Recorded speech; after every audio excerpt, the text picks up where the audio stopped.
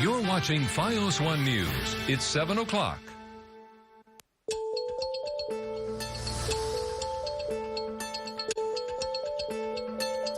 Good evening and welcome to our special town hall, School Safety and Security After Parkland. I'm Richard French, and we are at Plain Edge High School tonight in Massapequa, Long Island. Now, the shooting at Marjorie Stoneman Douglas High School was 2 months ago. But since then, school safety and gun control, they've become among the most talked about issues in this country. But it's not just all talk. The student-led movement, it has captivated this country, and it all culminated in that March for Our Lives last month, where hundreds of thousands of people across this country took to the streets to demonstrate. And there is a lot to protest. Now, this year alone, we have seen 18 school shootings. That means we have one just about every week. And so far, there are still far more questions than there are answers. Lawmakers in Washington, they've made little, if any, real progress dealing with the issues. That, despite the fact that there is overwhelming majorities in this country that want to see something done. Recent polls, they show 2/3 of the public, they asked to have stricter gun laws, and a whopping 97%, they want universal background checks. Now, when's the last time 97% of Americans agreed on anything? Now, that brings us to tonight. We wanted to put politics to the side and put a human face in this situation. Now, over the next hour, we will be talking to educators, law enforcement, mental health. We're going to start with the challenges of protecting a school, how to deal with an active shooter, how to coordinate between the school and the police, and more. And let me introduce our first panel. I'm joined by Plain Edge School District Superintendent Dr. Ed Salina, Nassau County Police Commissioner Patrick Ryder, and Lee Mandel, President and CEO of Intralogic Solutions. That's the security company which installed Plain Edge's state-of-the-art security system, which included electronic mapping, one-button lockdown, direct connection to police, and more. Gentlemen, thank you very much.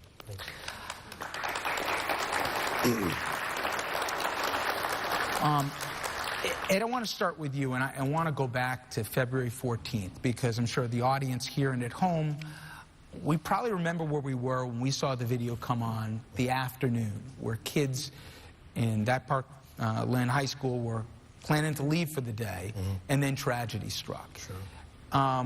Like many, you're a parent, but also you're a superintendent, you got 5 schools. What was going through your mind when you saw that? So the first thing I thought about was, are we doing enough here in Plain Edge? What can we do better?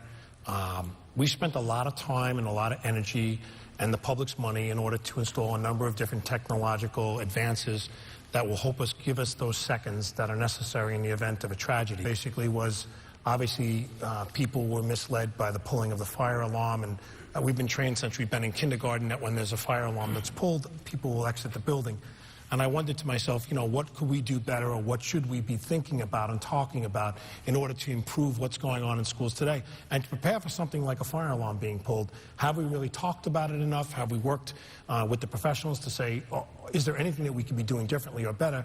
And how would we avoid a tragedy like this happening here, right here in Massapequa, New York?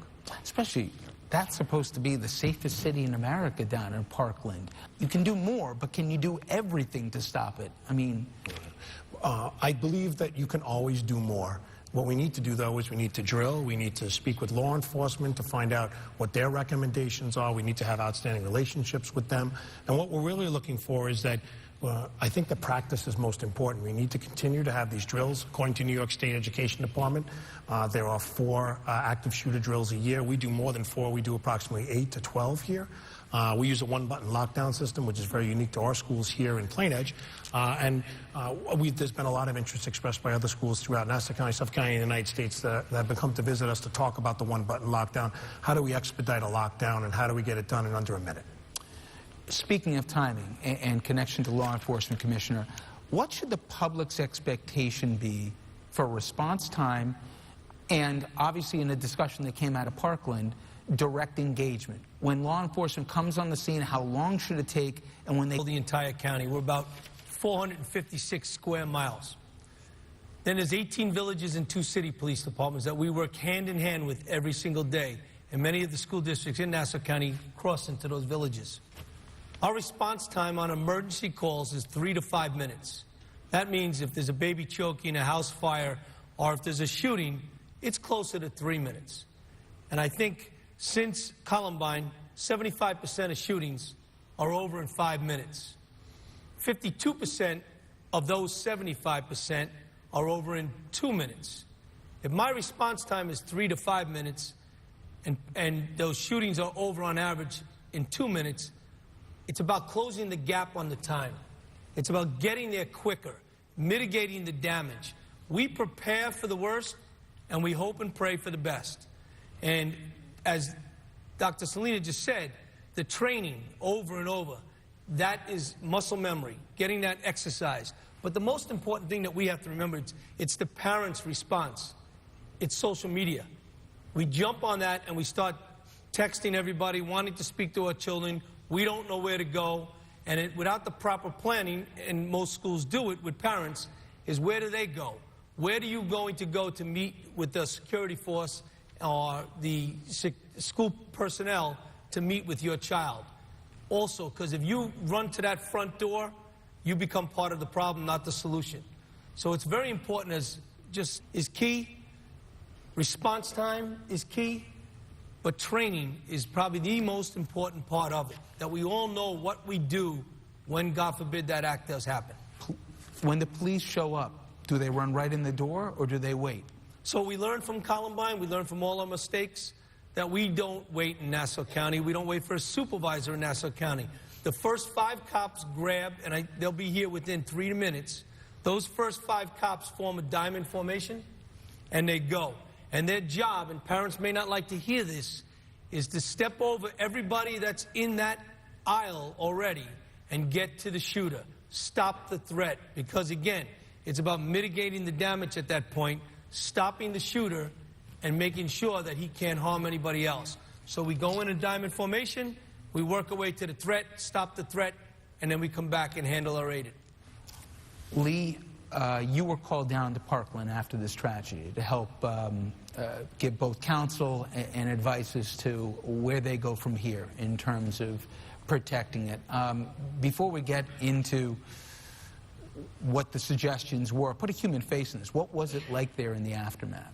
It was rough. You know, I was called to Parkland a couple of days after the shooting. I thought I was meeting with a few people, community members, some staff. Ended up being all the parents and the entire community in the room. And I take what I do extremely seriously.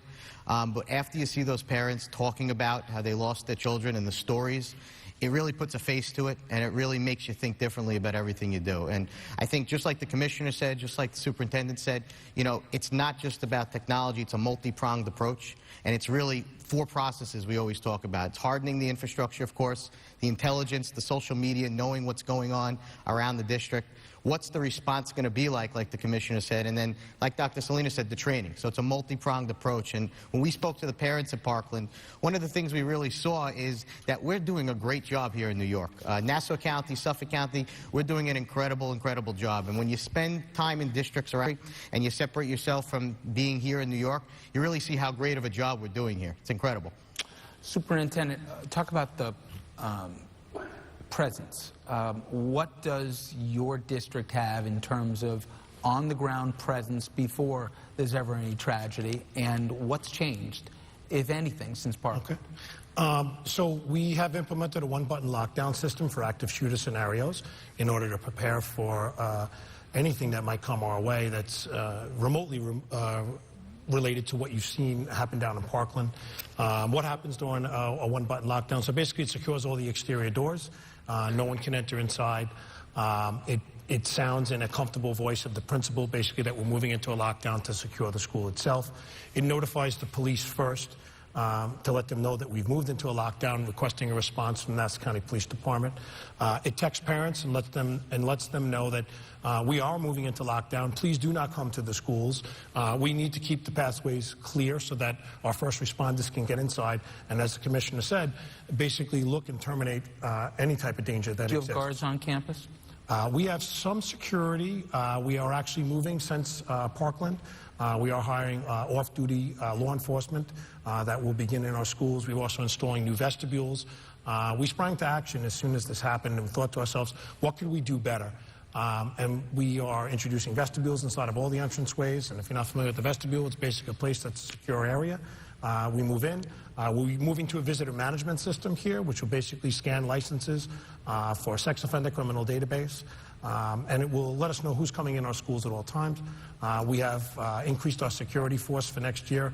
Our budget's gone up in that area quite a bit in order to hire these trained professionals that are looking to continue their work and take what they've learned inside of the field over the past 25 years, now that they're retired and they're coming to work for us. So we're excited about that. Commissioner, would you like to see teachers have guns? So that's not a decision for me to make. That's a decision for the school districts and the individuals to make. We know and we have seen that when you put more guns in a situation and the professionals show up, that's where we have issues. We have crossfire situation and innocent people get shot. Again, it's not for me to make that decision. Mine is to whatever that, and there's 56 school districts in this county. Whatever district decides to take on whatever resource they are, we need to adapt to it. Well, let me put him on the spot then, because it's his decision. Do you want to see teachers, lunch ladies, gym teachers? There's been some calls that the more guns, the more you'd have a more immediate response. Yeah, I believe that law enforcement professionals are the people that should be holding the weapons at this point in time. But the conversation's not over. I told you before when we started this conversation, this is an ongoing conversation. I need to see what, obviously, law enforcement brings to us, what studies bring forward. But Plain Edge is prepared to go either way. As we see what happens in society today in the United States and what happens with gun control laws, et cetera, in specific active shooter scenarios, we'll be watching very closely. And we're bringing those people that are licensed professionals already. While they're not carrying their weapons, these people are fully prepared to carry weapons if necessary. So as we go through this, should we make the decision, and the decision is not solely mine, this is a Board of Education decision which will be discussed, or elected officials of the community itself. We haven't closed the door to that conversation. That conversation's ongoing at this point in time. Lee, by all accounts, in the research for this district's doing it right. But every school's got so many doors and so many points of entry. I got to imagine that's one of the biggest challenges districts have to deal with, right? I think it's a challenge, obviously. We have to secure our perimeter first. We don't want to let someone in the building who shouldn't be in the building. We want to identify, like Dr. Salinas said, who's in the building. So I think that's a big portion of it. Schools here in Nassau and Suffolk County that we work with are doing an incredible job. They're some of the most proactive schools in the country. We have probably the most proactive police department in the country, utilizing technology, utilizing social media tools to really get ahead of this. And I think the biggest thing, like the commissioner said, is the speed. It's closing that gap. It's the second save lives concept. And if we can save 5 seconds on what the school district does when locking down their building, 10 seconds, that could potentially save a life. The quicker we can get the first responders there, the better. All right. Gentlemen, thank you very much. And we'll be talking with some of you later in the program. When we come back, we're going to talk about mental health, the subject we just touched on, Army teachers, and much more. Please stay with us.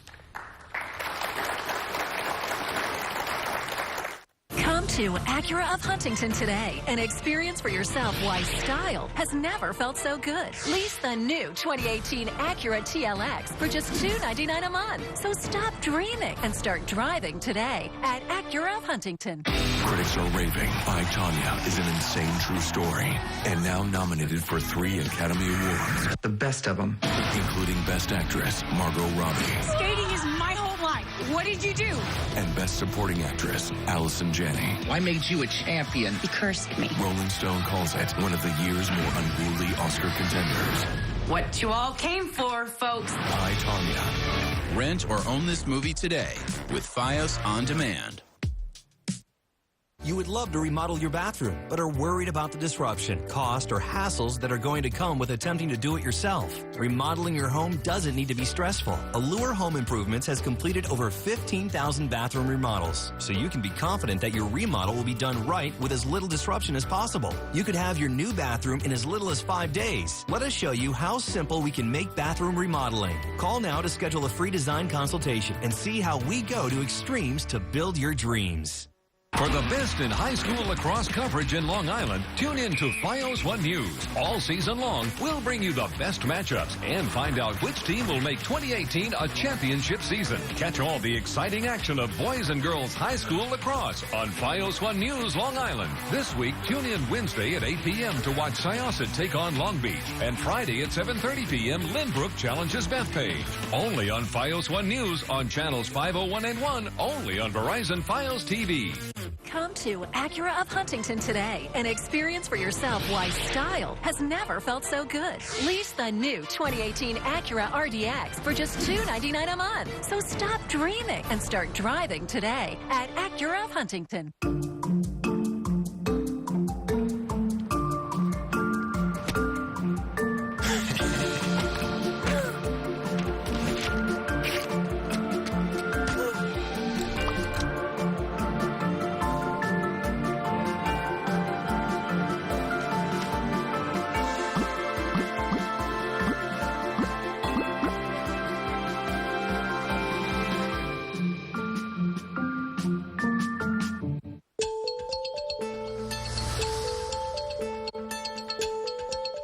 And welcome back to our special town hall, School Safety and Security After Parkland. I'm Richard French, and tonight we join you from Plain Edge High School. Now, perhaps the most controversial issue since Parkland is whether to arm teachers and other school employees. Another issue that's getting a lot of attention, that is of mental health. How do we deal with students who are troubled and perhaps even dangerous, and how do we keep guns out of their hands? And joining us now is our next panel, Plain Edge High School Principal Robert Amster, District Psychologist Dr. Nadine Castoro, and President of the Plain Edge Federation of Teachers, and also high school science teacher himself, Perry Fuchs. Thank you all very much. Thank you for having us.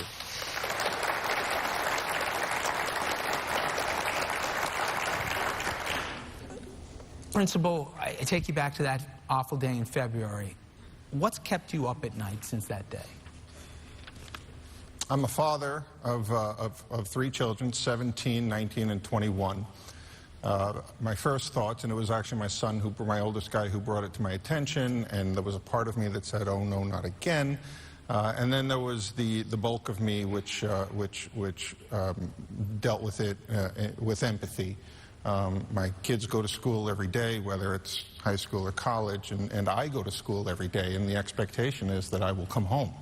And so the idea that 17 individuals, mostly children and an adult mixed in, went to school that day as they would any other day and as I do every day, and didn't come home, that was a bit terrifying. Doctors, there's been so much made, rightfully so, about the issues of mental health, but it would seem that it's so much to approach almost simultaneously. There is the issue of, do you look out for the socially isolated kids? Do you look out for kids that are being bullied either physically or online? Or what about the kids who there's an external issue, whether there's a romantic problem going bad or a physical altercation that a gun gets involved in bringing to the school? If you have to prioritize these things, where do you start? It's very difficult, because when you're looking for risk factors in children that have difficulties in school or difficulties in creating these type of situations, we're now saying that there's one factor that's playing a role, and that's really not the truth. But we can all say that there's been an instance in our lives that we've been bullied, and we can hold, a situation that we've had accountable to that. But I'm going to say that it's hard to prioritize mental health-wise which students you do deal with. You need to address the ones that the teachers feel are the ones that are troublesome in their classroom. Each one of them needs their individualized attention. I think more so the biggest concern we have is that these social isolates are now lending to social media a little bit more and becoming empowered behind the screen. They're now having another community that they can voice their concerns to, and their social isolation is now becoming empowered by behind the screen, and now becoming identified with other students that are similar to them across the nation. And I think that that's giving a little bit more power to those students that were socially isolated. The problem with mental health that we have is that We as school psychologists can only do so much within the school. Our role is really there to identify students who have special needs in relation to the school population.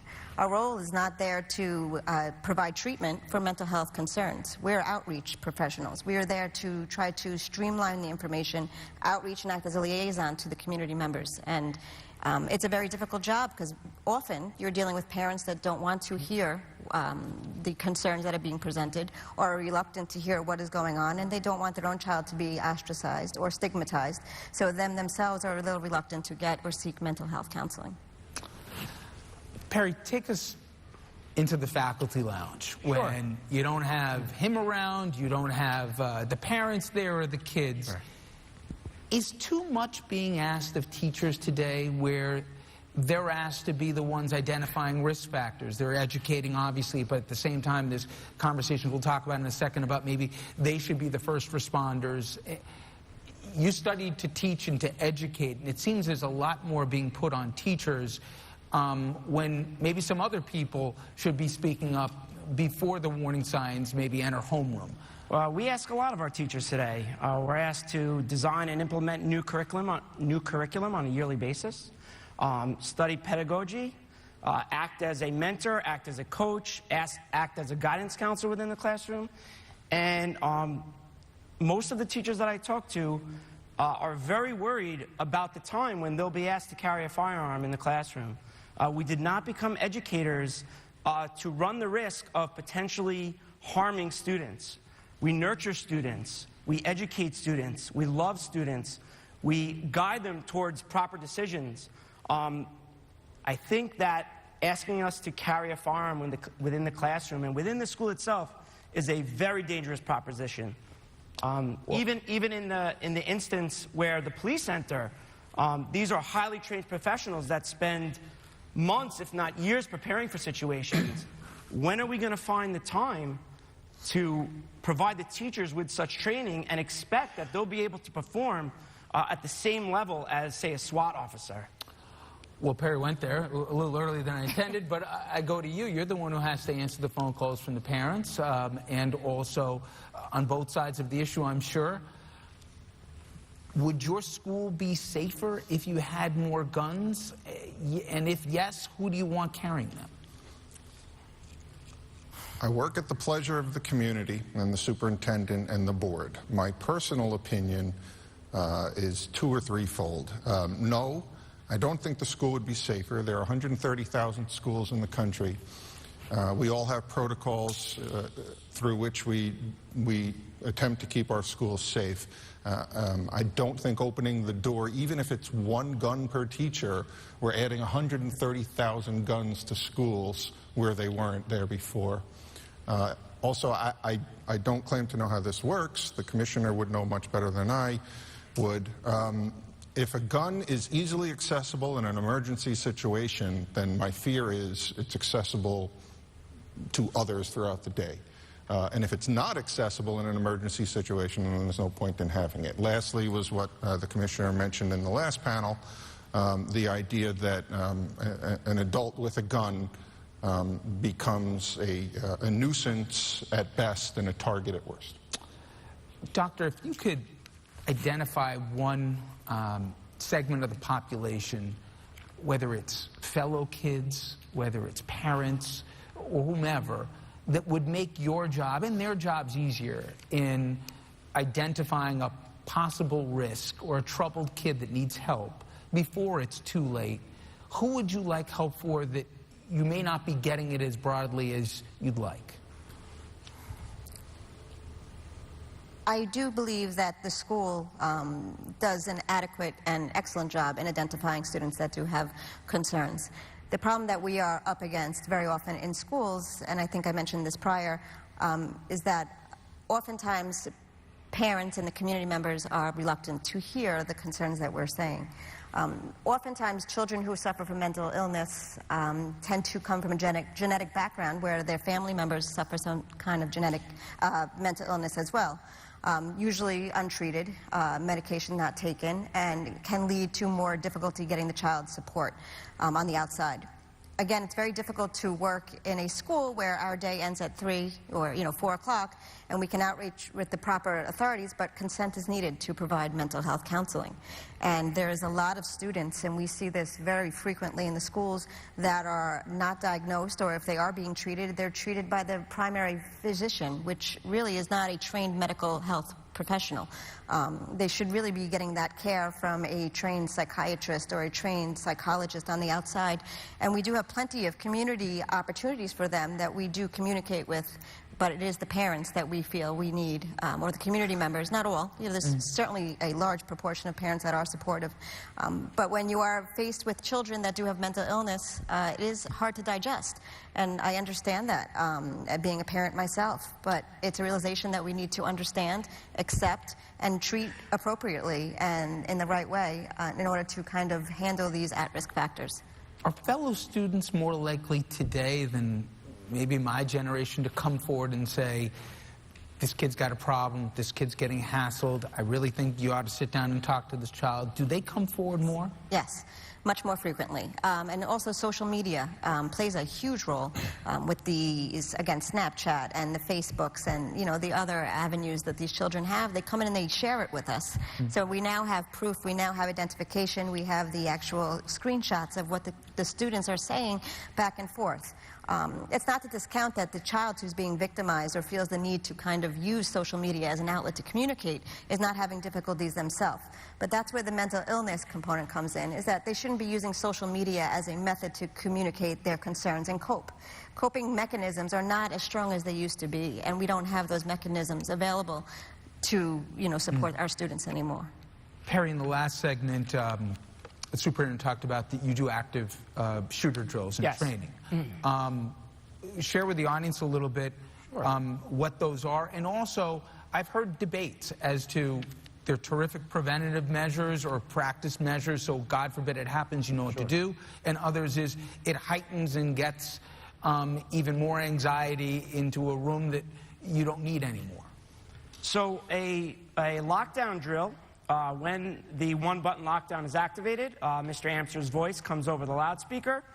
We are instructed to look into the hallways, see if there are any students out that we could pull into our classrooms immediately, lock the door, and close the lights, and move into the corner to remain out of view until the lockdown is over. I believe the intention is to deter an active shooter who would probably go toward the line of least resistance. So if they come by a classroom and they see that the lights are off, they don't see anybody in there, and the door is locked, they're more likely to go by that classroom.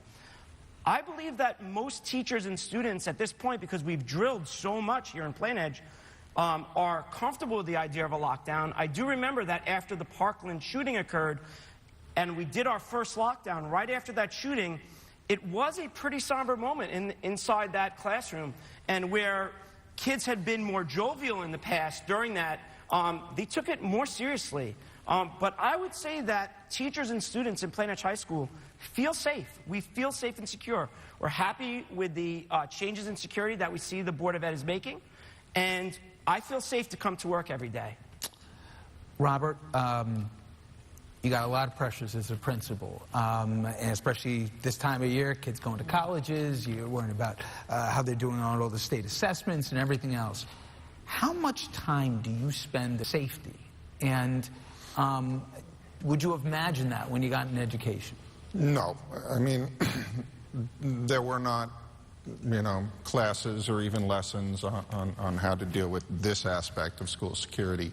There's a lot of school security is on-the-job training, and unfortunately, I think the seismic shift occurred back in 1999, and since then, every incident we've had, we've been able to learn a little bit from and adapt. And unfortunately, when I say that, it sounds glib, but I don't. I certainly don't mean it that way. There have been many lives lost. From those lives lost, we've hopefully learned lessons. So that I think that a school administrator probably enters the field, unless they have a background in policing. They probably enter the field with little to no experience, and most of the training is on the job. I spend a considerable amount of time on on safety and security, though, as Dr. Castoro suggested, a lot of that time that I spend on safety and security is spent dealing with students in need. And so that it's about relationships, and as we get to know our students and we recognize patterns and changes in patterns and shifts within those changes, we can identify students in need as they go from being in pain them to others. So a lot of my job and a lot of the time spent on safety and security is spent in dealing with individual students who we can still help. Thank you all very much. Thank you very much. Thank you. Now, when we come back, we're going to hear from the students.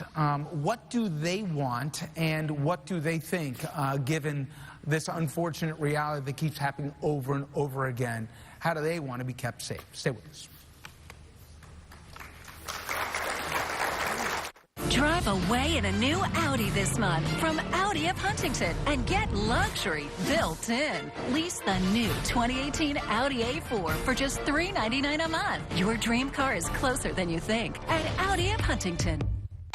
Hey, Long Island, more gaming and excitement is right next door at Resorts World Casino in Queens. So come on, let's check it out. We've got more slots than anyone, more electronic tables than anyone, blackjack, 3-card poker, roulette, 3 floors, over 6,000 games, more than anyone.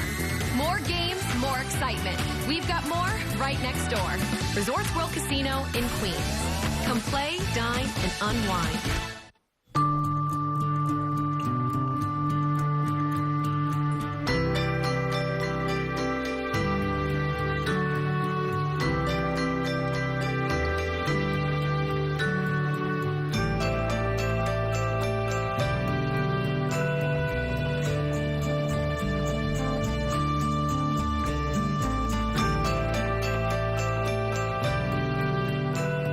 Wind Caterers, Route 25A, Wading River. When news happens during your day, Verizon Fios1 Long Island is with you. In the morning, our award-winning news team lets you know what happened while you slept. More information on that breaking story. Our meteorologists show you what it's like outside with our exclusive Weather on the Ones. Coastal flood advisories. And our traffic reports keep you on time. Our reporters are keeping you up to date all day long, while weather forecasts continue every 10 minutes. Local news, weather, traffic, and high school sports only on channels 501 and 1, only on Verizon Fios TV. Drive away in a new Audi this month from Audi of Huntington and get luxury built in.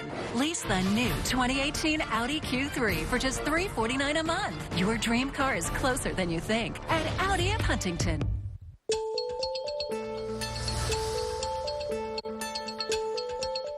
Welcome back to our special town hall, School Safety and Security After Parkland.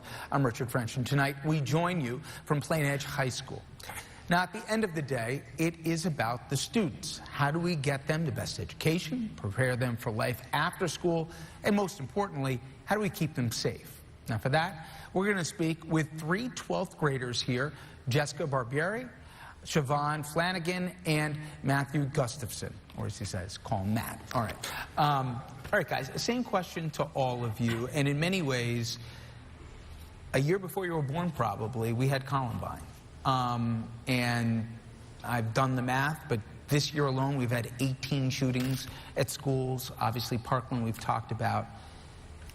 Has this become a new normal for you? You're the first generation that has grown up with this, or does it give you still a lot of anxiety, the issue of safety in schools? And I'll start with you. It's not something that you want to get used to, but unfortunately, it's not surprising nowadays when you see that there's an active shooting situation in a school. We're not even halfway through the year and there's already been over a dozen, and it's in the back of your mind when you come to school every day. You agree, Siobhan? I do. Sadly, it is an ongoing event here. We've seen it so many times. We do have to take all measures and take it seriously. But are you scared about it? Does it give you anxiety? Your classmates, or do they say, where's this? This time it happened in Florida. Last time it was Arkansas or South Carolina, or pick your date line. Is it something you guys talk about or worried about? It is something we talk about, and of course we do have to take it seriously. We would never think it would happen here, but of course it's very possible. Matt? Right, and of course, there is some anxiety involved, even though we see it so often. You know, you say to yourself, you say to your friends, you know, this could be us. So it's, you know, after you see the shooting, like the Parkland shooting, you see everyone in the hallways, everyone's heads are kind of down, you know, when's, like, it's a terrible attitude, but it's when's the next one going to happen? Well, are we going to be in danger? So it's very unfortunate that it's become the new norm, and of course, we're still worried about it. You know, guys, I went and I covered the March for Our Lives rally down in D.C. And obviously there were a lot of rallies, including on Long Island, in New York City, throughout both our region and our country. And I'm a cynic, having done this news thing for a long time. I've never seen anything like that, the outpouring. But there's been some criticism of the kids, saying, adults saying, who is some teenager to tell me what I should think about guns or whatever the subject should be? Just do your homework, you know, take your SATs, don't lecture me. And some have said even worse. What's your reaction about your role? And really, it's changed the dynamic in the conversation here. For the first time, kids have been having this debate, not politicians or someone else. What do you see as your generation's role in this conversation? Well, considering politicians really haven't been taking this debate, we're the only ones left that will. So I think it is up to the young people to take action, considering it is us going to schools every day. And also, history repeats itself. If we saw back in the 70s, it was young people leading the movement against the war, and now it's us protecting ourselves. So I think just because we're young doesn't mean we should be dismissed. If anything, we should be taken more seriously because we're the ones in this situation. We're the ones coming to school every day, of course, along with adults, but it's mostly students. And we want to be protected just as much as everyone else. Matt, you've heard some of the stuff. I mean, certainly some of the Parkland kids individually have been targeted on network TV and otherwise. Any second thoughts? I mean, you guys got a lot going on here. You're heading out to college next year in all likelihood. You've got prom in a month or so. Is this something you really guys want to take on your plate here as well? In my opinion, I can't speak for the entire youth, but for me, and I think for many members of my school, yes, this is very important to us. And you may see a lot of adults, you know, saying things like, they're not going to have an impact. Who are they to tell me what to do? But I think it's really important to us because it could be us. It could be, we are the ones directly affected, our acquaintances, our peers, our friends. So it definitely affects us more. It's more important to us. And even if we are going to college, you know, we are the future of America. So we want our voices to be heard. We want to have an impact. Siobhan, every tragedy is different. Every perpetrator doesn't have the same biography. Guns always seem to be involved, but it always seems to be somebody on the outskirts of the general student population, whether they're a loner or whether they've been bullied.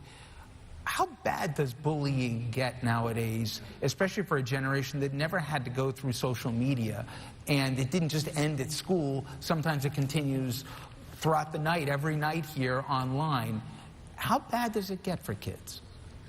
I don't really see it as a big issue here in Plain Edge personally. Of course, bullying happens everywhere, and there are real mental health issues out there, but we are taking all steps possible here. So. You agree? Yeah, I agree. I've never seen anything terrible online, but I think all students would agree that throughout their years in school, whether it was elementary school or high school, everyone's been isolated or bullied to some extent, but not everyone goes out and does something terrible in response to it. So I think people try to pin it on one specific issue, like, oh, it's bullying, or oh, it's the continuation of social media, being able to reach people at any time. But it's not one specific issue. It's a mixture of a lot of different issues in a different age. Right, so to kind of piggyback off of what Siobhan and Jessica said, of course, bullying happens everywhere. Our school district, I think, from what I've seen, is pretty good in terms of, you know, not having that much bullying, being a pretty safe and welcoming community. But social media certainly doesn't help. But I see it as, I feel that everyone always seems to try and find a need to put a causation on something or a correlation. And I think at this time we can't really find one cause for school shootings. We can't really pin, it is bullying, it is cyberbullying, it is mental illness. Of course, those don't help. But I think everyone's always looking for a correlation or a causation. I don't know if we can find that right now. I mentioned in the last segment to the doctor that, again, this may be generational, but it would have been unheard of in my age, if a kid was, that you'd go to the school and say, this kid's got some problems, or this kid has been saying X or Y. There seems to be, and I think it's a good thing, but there seems to be more of a willingness of the student body to either look out for one of their own or to alert the school to a possible situation. Is that my imagination or not? Well, it's gotten very real with our generation with the amount of school shootings that we've seen, and no one wants their school to be next. No one wants to miss the opportunity of reporting someone that could cause harm in the future. So yes, I think people are more willing, but for unfortunate reasons. This Friday, it is the anniversary of Columbine, and across this country in different school districts, there's going to be student walkouts. Are we going to see that at Plain Edge? Yes, you are. Tell me why. It's the anniversary of Columbine, and also with the recent Parkland shooting. So Plain Edge students, ones that want to participate, will be walking out at 10 a.m., and it will be for 17 minutes to honor the 17 lives lost in Parkland. And this is to raise awareness for the lives lost and also to push for greater gun reform in this country. You're going to be out there Friday? Of course, yes, I will be. I think that, of course, there will always be some who disagree. Nobody can ever agree on everything, but I think a majority of the students in our student body will be participating.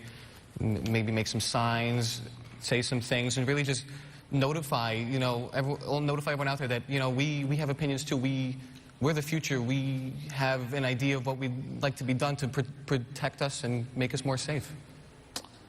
So in June, guys, you're going to graduate. You're going to head off to colleges, and I'm curious, does the issue then stop with you guys there? Does this next fall on college campuses, is this an issue? You guys are going to be freshmen there. You're not going to be at Plain Edge. Where does this go, you guys think, once everybody breaks for summer and we start again in fall? The issue doesn't stop once we graduate high school. Not only have there been shootings at colleges, first of all, but you know what I'm saying. We've seen after tragedies, I mean, I covered Sandy Hook, and I thought that that would change forever. And let's be honest, a lot didn't change after Sandy Hook. Why would this time be different? People don't like to recognize this, but it's an American issue. You don't see school shootings to this extent in other countries. So this is an American issue with guns in this country.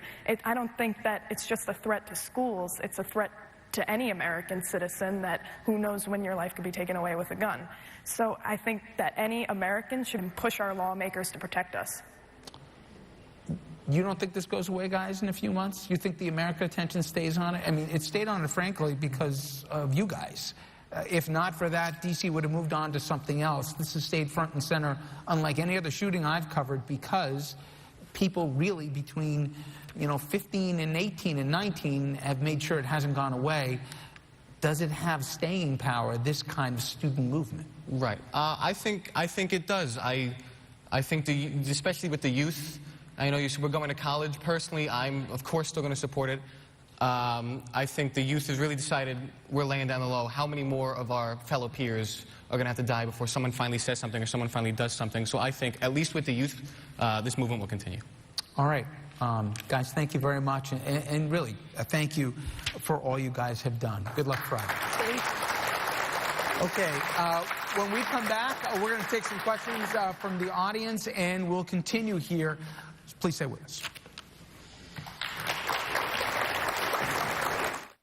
Own performance. Own technology. Own the road. In the new Audi you can't stop thinking about. From Audi of Smithtown. Lease the new 2018 Audi Q3 for just $349 a month. From Audi of Smithtown.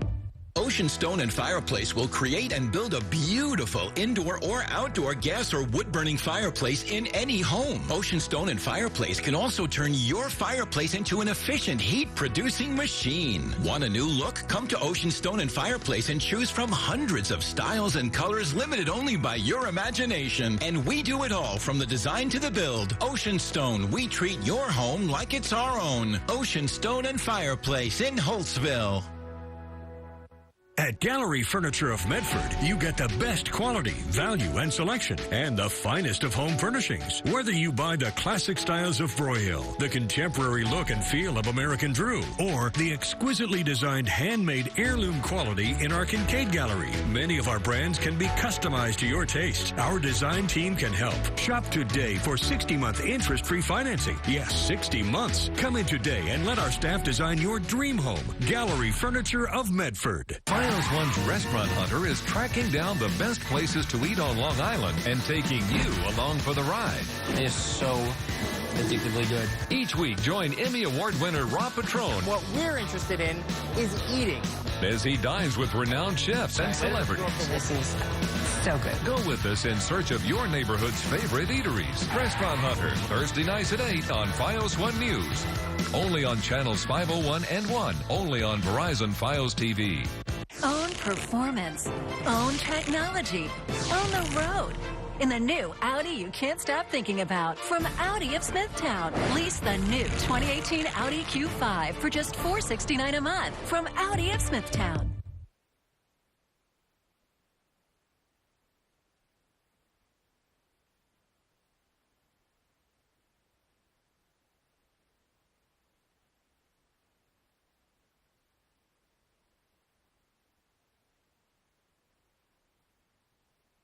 Your favorite sunglasses. The right shoes. A new car. Lease the sophisticated and stylish 2018 Lexus ES350 for $339 a month. Arrive fashionably only at Lexus of Smithtown.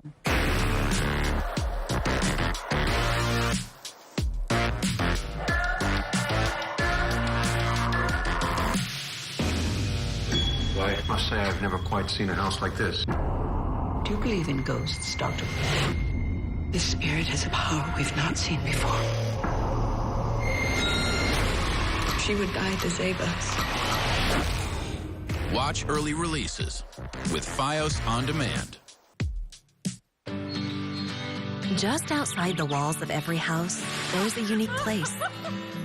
A place we've handcrafted for life's most precious moments. These moments are brought to life by only the most vibrant pavers. Nicolock's hardscape products allow your backyard to become an extension of your house.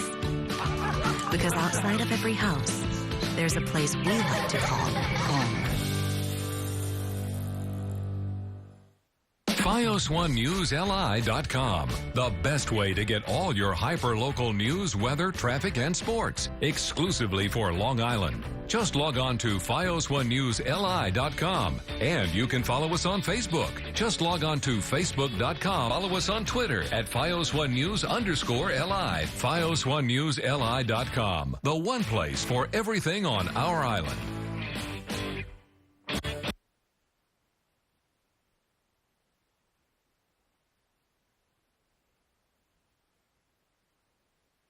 Your favorite sunglasses. The right shoes. A new car. Lease the sophisticated and stylish 2018 Lexus ES350 for $339 a month. Arrive fashionably only at Lexus of Smithtown.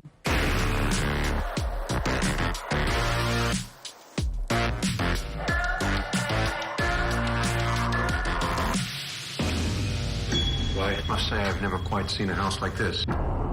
Do you believe in ghosts, Doctor? This spirit has a power we've not seen before. She would die to save us. Watch early releases with Fios On Demand.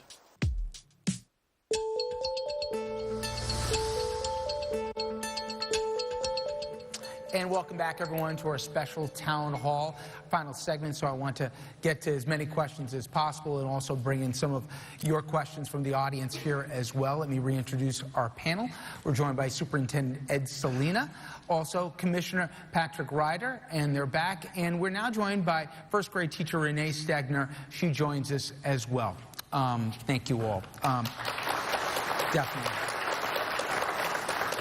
So first off, Ed, so I don't feel bad that I got the kids in trouble. For the walkout this Friday, what's the school's position? Obviously, we're going to create a safe environment for our students to be able to speak their minds. Good and to the point. Patrick, I'm curious, and you can use any timeline you want, from 5 years ago to 19 years ago, which is the Friday. How much different, and I assume better, is school safety and preparedness on the part of law enforcement for these kind of tragedies? Well, I think we spoke earlier. We've come a long way since Columbine. That morning, I was up in North Shore Hospital. My wife had just given birth to our children. I have triplets, and they're now up in college. And I remember walking out of that recovery room and then looking up at the TV and saying, what kind of world did I just bring these children into? You have to know, as residents in this county, that we take every measure that is possible to protect your children. We keep adding and learning from each other. We open up the dialogue, as we do here with both the superintendents. We do tons of training with them and work hand in hand. We've trained over 180 principals in the last 3 weeks alone on active shooter. So it's changed. The world has changed because of social media, mental illness, a lot of different things, but you can't put one stamp on it. But I think we all have to keep one thing in mind, is that we have to keep the dialogue open and keep working towards what's most important, and that's the safety of our children. And I gotta imagine it's personal too. I mean, a lot of your cops, they got kids going to school here. We instituted, after Parkland, a park walk and talk. So a cop visits a school every single day. So once a day, one of my 177 cops visit 177 buildings and say hello. And they walk the school, so they're familiar with that environment. When they have to go and police it or take action, they know where the front door is. They know what the rules are here in Plainedge. They know how they're going to act. And then if we're better educated, we're better at protecting you and keeping your children safe. Renee, we talked about one marker with the commissioner, which was Columbine 19 years ago this Friday. You're a first grade teacher.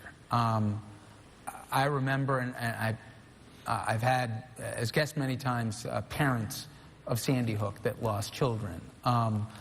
You're a first grade teacher. I have to imagine what happened over 5 years ago must have changed the way that you look at a classroom, your responsibilities in it, and how what a normal curriculum now you have to think about. I mean, is there even preparation for school shootings even in elementary school, I wonder?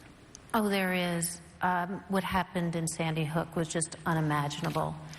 And going into my classroom every day, I never could conceive that something like that could happen.